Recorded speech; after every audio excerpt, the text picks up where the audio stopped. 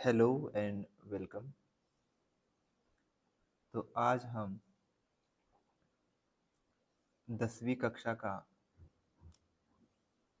Geometry chapter 1 similarity का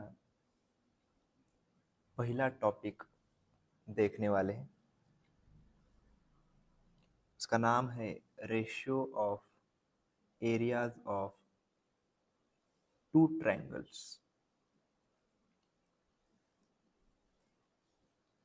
जब दो त्रिकोण हमारे पास होते हैं तब हम उनको बिना मेजर करके, बिना उनका एरिया मेजर करके उनका रेशियो पता कर सकते हैं with the help of corresponding base and height। वही आज अपन डिटेल में देखने वाले हैं। सो फर्स्ट थिंग फर्स्ट, अगर हम एरिया ऑफ ट्रायंगल पर बात करने वाले हैं तो एरिया ऑफ ट्रायंगल का फॉर्मूला हमें पता होना चाहिए, जो कि है 1/2 इंटू बेस इंटू हाइट। एक त्रिकोण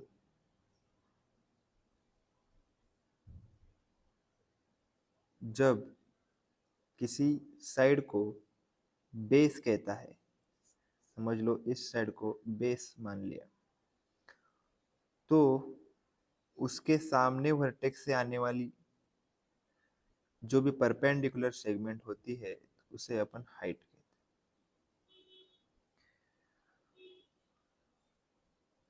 तो फॉर्मूला जो भी एरिया ऑफ ट्रायंगल का होता है उसमें 1/2 इंटू बेस इंटू हाइट होते हैं। एक बात यहाँ पे समझ लेनी है कि length of segments and areas are always positive numbers, यानी कि ये नंबर सब पॉजिटिव होते हैं, निगेटिव कभी नहीं होता। एक ध्यान में रखना है हमें, कॉमन सेंस वाली बात है, वो कोई ज़्यादा इम्पोर्टेंट है नहीं। तीसरी जो चीज़ है वो हमें देखनी है वो है ratio. What is a ratio? हम जब रेशियो की बात करते हैं तो सीधे शब्दों में हमें उसे डिवीजन भी कह सकते हैं। It's a division of numbers or of two quantities. Yes, quantities का डिवीजन होता है। बस फर्क इतना है कि डिवीजन नंबर किसी भी नंबर का कर सकते हैं, ratio should be of same type, same unit. Generally upon same unit वाले का रेशियो लेते हैं। तो जब रेशियो लेते हैं तब हम क्या करते हैं, उनका डिवीजन लेते हैं। Actually A by B, A is one unit, one quantity, sorry, and b is the other quantity, then the ratio should be a by b, and can be written as a is to b. So this is also form of ratio. We can write in the this form also, no problem for that. So basically we have area of triangle here, and what is meant by ratio here. So using these two things we are going to find now ratio of areas. Now we are going to find ratio, but किसका ratio? Areas का। किसका areas का? Of triangle। दो दो हमारे पास triangle है, यहाँ पे आप देख सकते हैं, है ना। इस दो ट्रायंगल को हम, अगर इन दो ट्रायंगल का अगर हम एरिया निकाले और उनका रेशियो ले ले तो वो कैसा होगा? So first of all, we have to find the areas, and then we will find the ratios. बाद में उसके बाद में ratio हमें find करना है. So basically, we have to draw a height here. I think yes, we have to draw a height here. So let's uh, draw height for first triangle, and this is height for second triangle. Yeah. So we will name the first height as a h1 and second height as a h2. First base as a b1, yeah, and second base as a b2.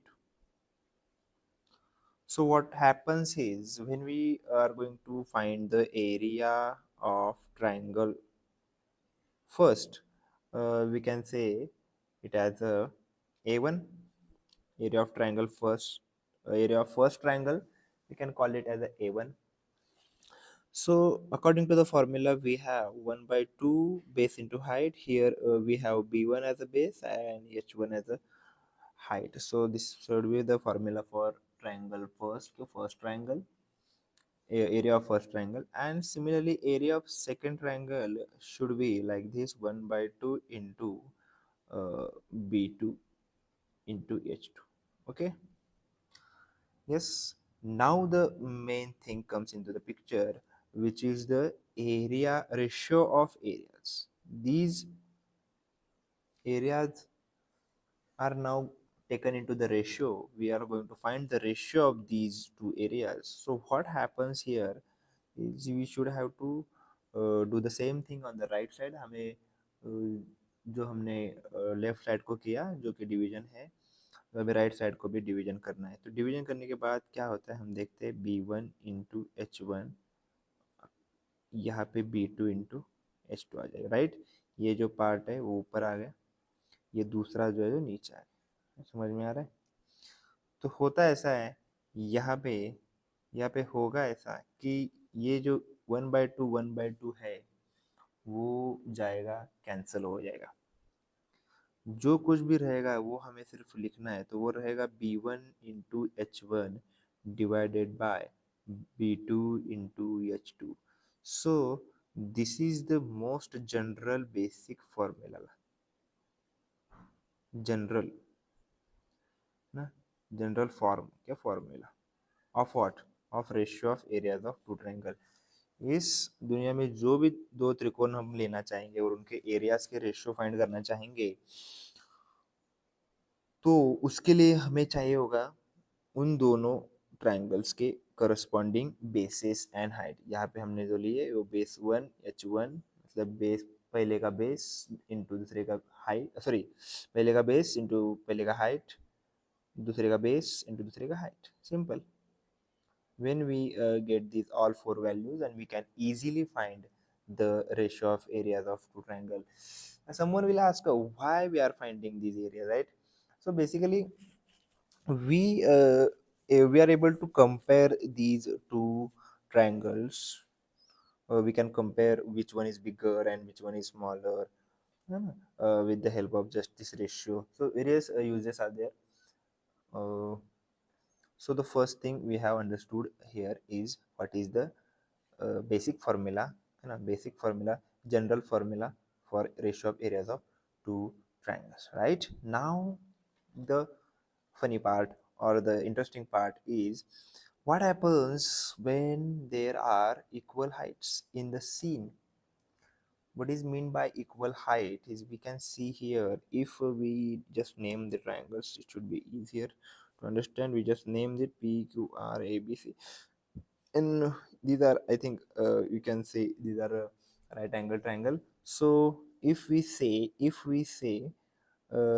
these heights are same, okay, ab equal to pq, इसका मतलब है H one is equal to H two. तो हमारा जो formula था उसमें क्या हो जाएगा, A one upon A two क्या फॉर्मूला था, B one into H one था अपॉन क्या था, B two into H two था. तो होगा ऐसे कि यहाँ पे तो H one and H two तो सेम है, तो सेम है तो क्या हो जाएगा, वो कैंसिल हो जाएगा, रहेगा क्या, B one upon B to.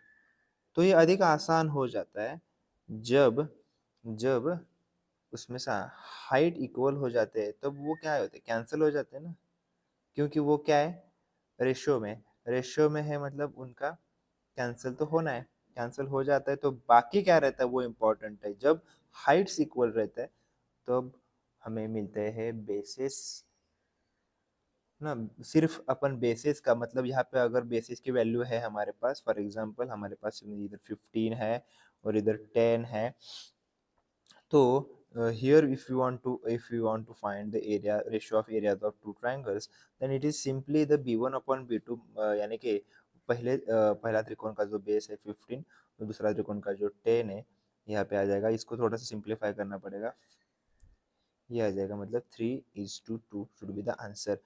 क्या हुआ यहाँ पे, यहाँ पे हो गया ये कि हाइट हो गई थी सेम, हाइट होने सेम होने के कारण हमें अभी हाइट की जरूरत ही नहीं महसूस हुई, क्योंकि हाइट तो फॉर्मूला में हमने देखा कि वो तो कैंसिल हो गए ना। यही यहाँ पर इंटरेस्टिंग पार्ट है, अगर हाइट सेम हो जाती है तो प्रोपोर्शन डायरेक्टली किसके बेसिस पे आता है, करस्पॉन्डिंग बेसिस पे, एज इट इज। सिंपल है। अब दूसरा जो भाग है वो भी है कि कंडीशन 2 में क्या होगा कि बाबा इक्वल जैसे हाइट थी तो इक्वल बेसिस भी तो हो सकते हैं, राइट, इक्वल बेसिस भी तो हो सकते हैं। सो इधर वही होने वाला है, इक्वल बेसिस है। अगर फिर से हम उनको नाम दे दे A B C P Q R, बस इसमें क्या है कि हमने ये राइट एंगल ट्रायंगल लिए है, जरूरी नहीं है कि राइट एंगल, किसी भी ट्रायंगल में मतलब सिर्फ हमें बेस या हाइट सेम होने से है, ऐसा कोई नहीं कि सिर्फ right angle triangle. Right angle triangle में समझ में आने को थोड़ा इजी हो रहा है, बाकी कुछ नहीं हो रहा है, कि हम समझ पा रहे हैं कि भाई यहाँ पे जो बेस सेम है, अब इस बार क्या है, सेम है, बेस जो कि है वो सेम है। तो जो कि ओरिजिनल फॉर्मूला है हमारा मेन फॉर्मूला, तो हम फिर से उसको लिखते हैं एक बार, B one into H one upon B two into क्या है, एच टू। तो यहाँ पे तो क्या हो गया कि बेसिस इक्वल है, बेसिस इक्वल है मतलब क्या इक्वल है, B one into B one is equal to B one is equal to B two है, मतलब ये बी वन बी टू चला जाएगा तो रहेगा क्या यहाँ पे, अभी रहेगा H one into H one upon H two, H one upon H two. मतलब इस बार क्या हो गया कि जो जो भी रेशियो एरिया का हमें निकालना है वो करस्पॉन्डिंग किसके आ गया, हाइट के आ गया, वाइस वर्सा हो गया। ऊपर में कैसा था, हाइट सेम थी तो बेस के करस्पॉन्डिंग आ गया, इसमें यहाँ पे इक्वल बेसेस है तो करस्पॉन्डिंग हाइट के हिसाब से आएगा। फॉर एग्जांपल अपन फिर से एक एग्जांपल लेते हैं, इसको 8 लेते हैं, इसको 4 लेते हैं, तो ये आंसर आ जाएगा a1 अपॉन a2। समझ में लो, ये फर्स्ट है ना, जो भी फर्स्ट ट्राइंगल है वो ऊपर आता है, समझो, जो भी रेशियो ऑर्डर में रहता है, ऐसे नहीं कि आपने जो यहाँ पे ऑर्डर लिया उसका उल्टा ऑर्डर आगे नहीं ले सकते अपन। A1 इसको माना है तो इसका ही बेस पहले लेना है, ये बहुत इंपॉर्टेंट चीज है। तो ये हो गया 4/8 1/2 ना, ये अगर उल्टा ले लिया तो 8/4 हो जाएगा, रेशियो भी उल्टा हो जाएगा, वो गलत हो जाएगा। तो इम्पोर्टेंट थिंग ये है कि ऑर्डर इम्पोर्टेंट रहती है, डिवीजन में ऑर्डर इम्पोर्टेंट रहती है, वैसे रेशियो में भी वो रहेगी। समझे, पहला जो जिसका भी रेशियो पहले लिखा है और जो भी पहला लिखा है रेशियो में उसको ही पहले लेना है, उसका ही बेस उसका ही हाइट पहला लेना है जो भी है, ठीक है। तो समझ में आ रहा है हमें कि भाई अगर बेस सेम है तो हाइट पे करस्पॉन्डिंग आ रहा है और हाइट सेम है तो बेस के करस्पॉन्डिंग आ रहा है, तो क्या होगा। ओके, और एक है वो थोड़े से आगे है, ठीक है, वो पहले लेते हैं बाद में ऊपर का एग्जांपल देखते हैं। अगर क्या होगा जो, अगर बेस भी सेम है तो हाइट भी सेम है तो क्या हो जाएगा, बेसिकली बेस भी सेम और हाइट भी सेम है तो ऐसा होगा कि ये b1 भी कैंसिल हो जाएगा, h1 h2 भी कैंसिल हो जाएगा, रहेगा सिर्फ one, a1 upon a2 one, यानी कि ये a2 अगर उधर चला गया तो हो जाएगा a1 into area should be equal, area क्या हो जाएगी इक्वल। अगर रेशियो पूछा तो 1:1 लिख सकते हैं या फिर 1 भी लिख सकते हैं। ये कब होगा, अगर बेस सेम है हाइट सेम है, बेस सेम है हाइट सेम है मतलब एरिया तो इक्वल ही आना है ना, अगर एरिया इक्वल आता है तो रेशियो भी अगर 1:1 ही आएगा या फिर 1 आएगा। या फिर कुछ सॉल्व एग्जांपल्स हम देख सकते हैं, अगर ए बी सी दिया है उसकी बेस दिया है b1 हो गया, ये हाइट दिया है तो h1 हो गया, इसका ये हो गया बी, ये हो गया b2 है ना, ये हो गया b2, ये हो गया h2, तो एरिया ऑफ रेशियो क्या हो गया b1 इंटू h1। यहाँ पे कोई सेम नहीं दिया, राइट, अगर सेम नहीं दिया है तो हमें वैसे ही लेना है, जो कि जो वैल्यूज है 9 into 5 आएगा ऊपर, है ना रेशियो, और नीचे क्या आएगा 10 into 6, जो भी यहाँ पे किया है वही आएगा, है ना। 45/60, 15 से डिवाइड हो जाएगा ये, 3:4 should be the ratio. Easy है, पहला कंसेप्ट है पूरे चैप्टर का, बट इम्पोर्टेंट कंसेप्ट है, हमने ये स्पेशल केस भी देखा। तो हमें क्या क्या रिमेम्बर रखना है, रेशियो ऑफ एरियाज अगर हमें कैलकुलेट करने हैं, हमें पता नहीं है कौन सेम है कुछ सेम नहीं, तो सीधा फॉर्मूला जो भी हमने सीखा b1 into h1/b2 into h2 formula चलेगा। अगर इक्वल हाइट है तो उसके प्रोपोर्शन में आ जाएगा, बेसिस के प्रोपोर्शन में, और बेस है तो उसका प्रोपोर्शन आएगा करस्पॉन्डिंग हाइट के प्रोपोर्शन में। तो ये कुछ प्रैक्टिस एग्जांपल्स है, उसमें से हम देखेंगे, है ना। एग्जाम्पल नंबर 1 देखता हूँ मैं, एग्जाम्पल नंबर 2, ये तो पहला वाला हमने ऊपर सॉल्व किया है। दूसरे वाले एग्जाम्पल में हमें लिखा है कि बेसिस और बेसिस दिए है, बट उसके साथ में ये लिखा हुआ आता है कि भाई इक्वल हाइट्स। सो जब इक्वल हाइट्स रहते हैं तब उनका रेशियो भी रहता है, वो उसमें किसके बराबर रहेगा, b1/b2 के। उसके बाद में हमें लिखना पड़ेगा, देखो ये इंपॉर्टेंट है कि भाई क्या इक्वल है, इक्वल तो हाइट्स है, hence areas are proportional to corresponding bases। ठीक है, ये थोड़ा सा लिखना पड़ेगा क्योंकि बोर्ड में इसको मार्क होगा। ठीक है, तो ये हो गया 7, ये हो गया 14, 1:2। ओके, इसको अपन 1:2 ऐसे भी लिख सकते हैं। This is it. ये तीसरा वाला भी सेम है, आप ट्राई के बताओ क्या आंसर आता है, कमेंट करके बताओ। अगला वीडियो नेक्स्ट टॉपिक जो भी है, I think basic proportionality theorem पे होगा। ठीक है, तो अगर आपको ये वीडियो अच्छा लगा है तो लाइक और सब्सक्राइब कीजिए। हमारे डेली क्लासेस के टाइमिंग के लिए आप हमारे चैनल पे जाके देख सकते हैं, प्लेलिस्ट के सामने उनका टाइमिंग लिखा है। जो भी 10th का अपना रेगुलर लेक्चर्स है वो फ्री में चालू है, अगर आपको देखना है तो आप देख सकते हैं एनी टाइम। वैसे लाइव लाइव लेक्चर्स रहते हैं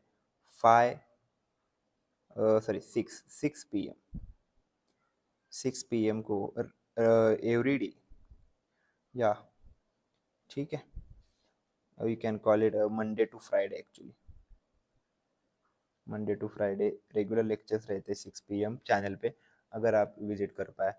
ठीक है, okay, thank you, bye bye.